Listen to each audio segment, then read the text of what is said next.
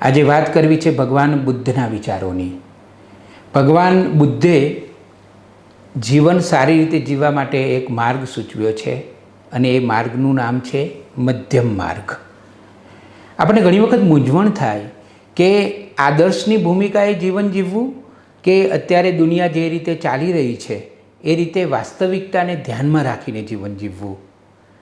આવી સ્થિતિમાં જો આપણે ભગવાન બુદ્ધે મધ્યમ માર્ગનો સિદ્ધાંત સૂચવ્યો છે એનો અમલ કરીએ તો ખરેખર સારી રીતે જીવન જીવી શકાય। અને આમે જીવનમાં ડગલે ને પગલે કેવી રીતે જીવવું એ પ્રશ્ન થતો જ હોય છે અને ત્યારે સમતુલા રાખવી પડે છે અને મધ્યમ માર્ગ એમાં ઘણી મદદ કરે છે। આ મધ્યમ માર્ગ શું છે? એક વખત ભગવાન બુદ્ધે જોયું તો એક નર્તકી પોતાના સાજિંદાને કહેતી હતી કે વીણાના તાર એટલા બધા ન તાણીશ કે એ તૂટી જાય અને એટલા બધા ઢીલા પણ ન રાખીશ કે એમાંથી સંગીત જ પ્રગટ ન થાય। આ સાંભળીને આમાંથી પ્રેરણા લઈને સિદ્ધાર્થે પોતાની તપશ્ચર્યાથી શરીરનો અંત આવી જાય એવો આકરો રસ્તો છોડીને મધ્યમ માર્ગ અપનાવ્યો હતો।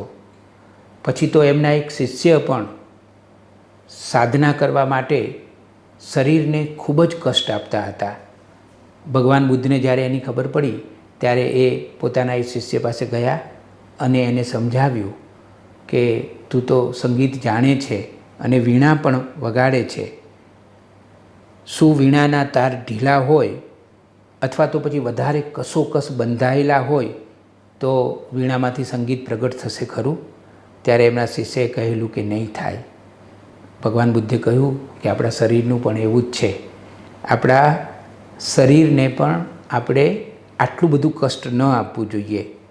અને ભગવાન બુદ્ધની એ વાત સાંભળીને એમના એ જે શિષ્ય હતા એમણે સાધનાનો સાચો માર્ગ અપનાવ્યો હતો અને મધ્યમ માર્ગ અપનાવીને પોતાના જીવનને સંતુલિત કર્યું હતું।